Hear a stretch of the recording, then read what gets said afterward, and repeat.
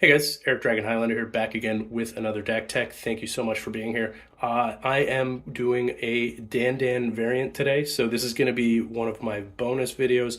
We're still doing our regular EDH content this week, but this is going to be a mono red Dandân variant. I've already got a mono black version up on the channel, so if you haven't seen it, check that out. And if you're not familiar with Dandân, there's a ton of resources. I'll link to some of those down in the description down below. Dandân basically is a shared library, shared graveyard format with 80 cards and just basically two players just try to kill each other as quickly as possible with a shared library and using the same resources as each other.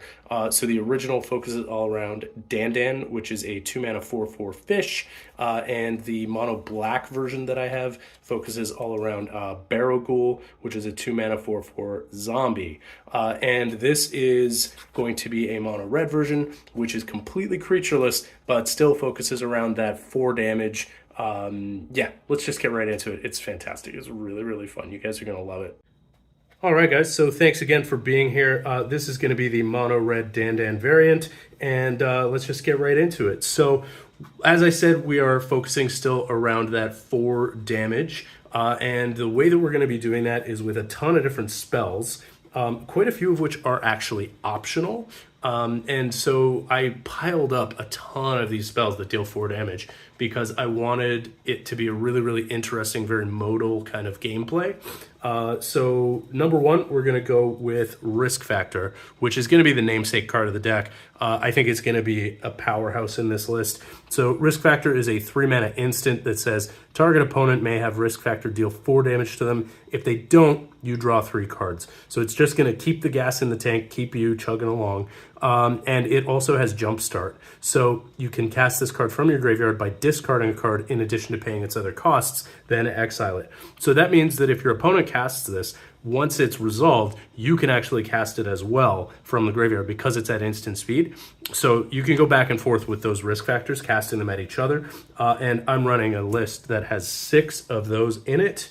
We're also going to be chugging through the rest of the deck, trying to find spells that do stuff with the following pieces. We're running 4 Faithless Lootings, which once again can be cast from the graveyard. Draw 2, discard 2. We're also running 2 Desperate Ravings, which again can be flashbacked from the graveyard. Draw 2, then discard 1 at random. We're running 2 Burning Inquiries. So 1 mana sorcery, each player draws 3, then discards 3 at random. We're running 2 Light Up the Stage. So for 3 mana, you can exile the top 2 cards of your library. Until end of the next turn, you may play those cards, but you can also Spectacle it for 1 mana. So that's if your opponent has taken damage this turn. And we're also running Reforge the Soul as a 2-of, which is just discard your hand and draw 7, and it has a miracle cost of 2. So if it's the first card you draw in a turn, you can cast it for 2 mana instead of 5. So all of this digging and filling the graveyard is definitely kind of the point of the deck. We want to be just chugging along, making sure we have what we need in our hand. And a lot of it, as you see, like with the Burning Inquiry and the Reforge the Soul, and with the stuff that's casting from graveyard, because it's a shared graveyard, our opponents can cast that stuff back from the graveyard as well. So it's benefiting kind of everybody while we're going back and forth, filling the graveyard, doing all this stuff. And we have a ton of stuff that cares about being in the graveyard. So like the Desperate Ravings, the Faithless Lootings, the Risk Factors, they want to be in the graveyard. There's also a bunch of other stuff that's going to want to care about being in the graveyard. So one of them is going to be one of our big finishers, which is Rekindled Flame as a 4-of. It's a 4-mana sorcery that just deals 4 damage to any target.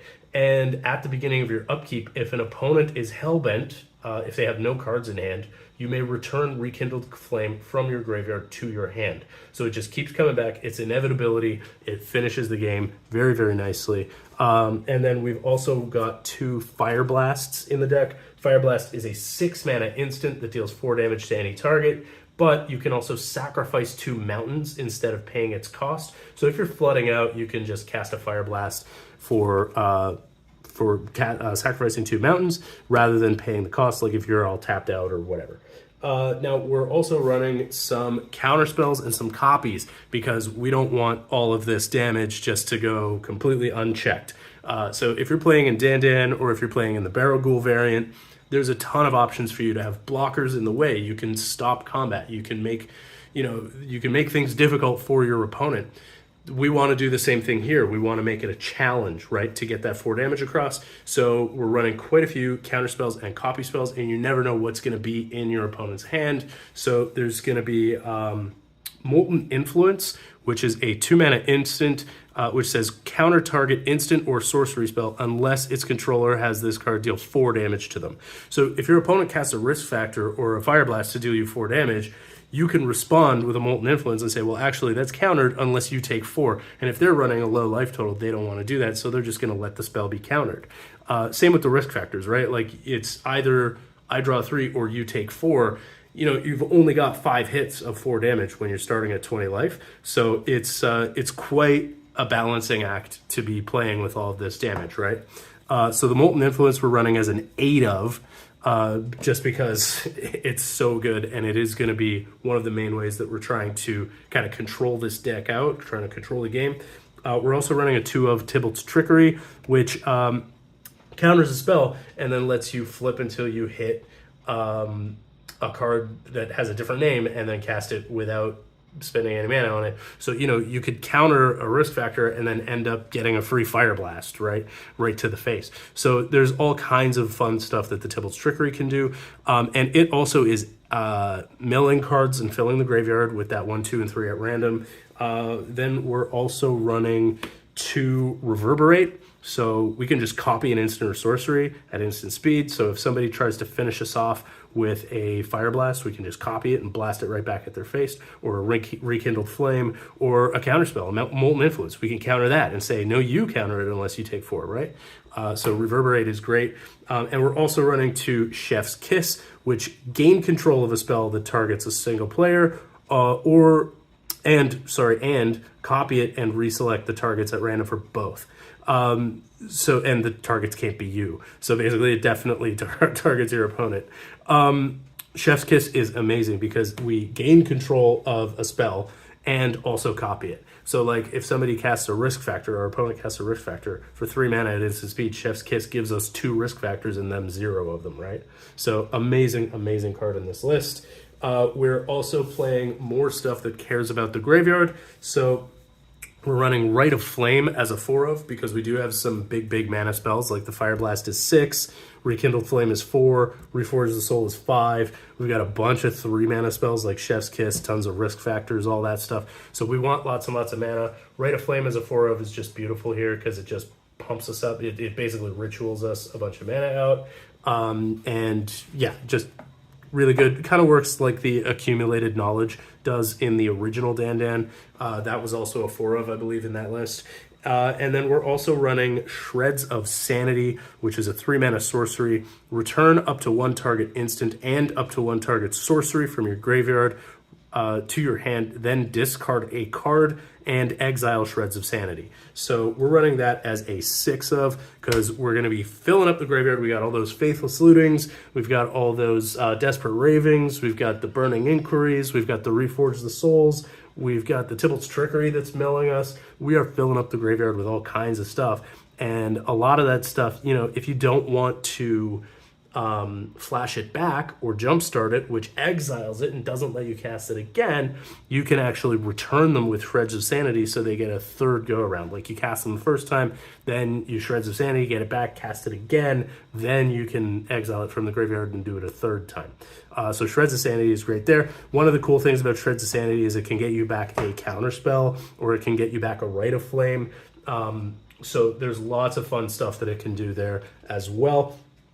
And that's pretty much the core of the list. I just want to talk about some of the non-basic lands as well, because they are very important.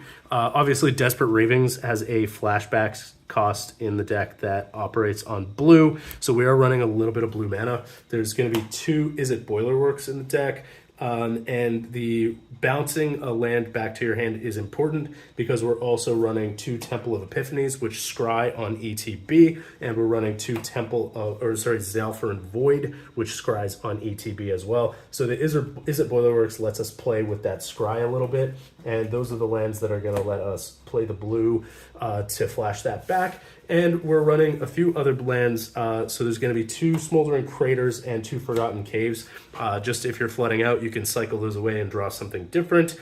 And it's at instant speed and can't be countered. So, you know, you can use that in a bunch of ways to screw up what your opponent's doing. And we're also running 2 Dwarven Ruins that come into play tapped, and you can pop them for 2 red mana if you just need that little bit of boost. Yeah, and that's the deck. The rest of it is 20 basic mountains. I went a little land heavier on this one than I did on the Barrel Ghoul and my original Dandân, just because as I mentioned, there's a higher CMC, there's a higher curve in this version. But yeah, I think this is really, really fun. There's tons of damage floating around, but also a lot of it is optional, right? Like a lot of it is those 8 Molten Influence that you can just say, okay, the spell's countered, fine. Like it's just a hard counter, no problem. Or the risk factor, which is like, okay, just have your 3 cards. That's fine, I just won't take the damage. And then I'll recast the jump start from the graveyard right away. You know, like that's... There's a lot of kind of wiggle room with that. You don't have to take the damage from a lot of this stuff. And there's a lot of counter spells and copies and stuff. So just those hard 4 damage are also a dangerous thing to be casting. So I think this is a really, really fun version. I think it's going to be an absolute blast. Please let me know what you think about it. I guess I should talk about the budget. So this one came in at $50, I believe. My Barrel Ghoul version was only $10. So that one, people really liked that, and they talked about it a lot in the comments about how cheap it was. This one is a little more expensive, but absolutely, like, feel free to proxy this up. Like, it's only $50. Like, it's not a ton of money, but you can absolutely proxy it up. I'm sure if you're playing Dandân, nobody's going to care if you're running proxies. Yeah, like, give it a try. Let me know what you think. I would love to hear about your Dandân variants or your experiences with this list or with Dandân or with Barrel Ghoul. Please, yeah. Always happy to interact with you guys. Always happy to talk about Dandân variants. I really love this game. It's just so much fun. Anyways, guys, thank you so much again for being here. Have a wonderful day, and we'll see you in the next one. Take care.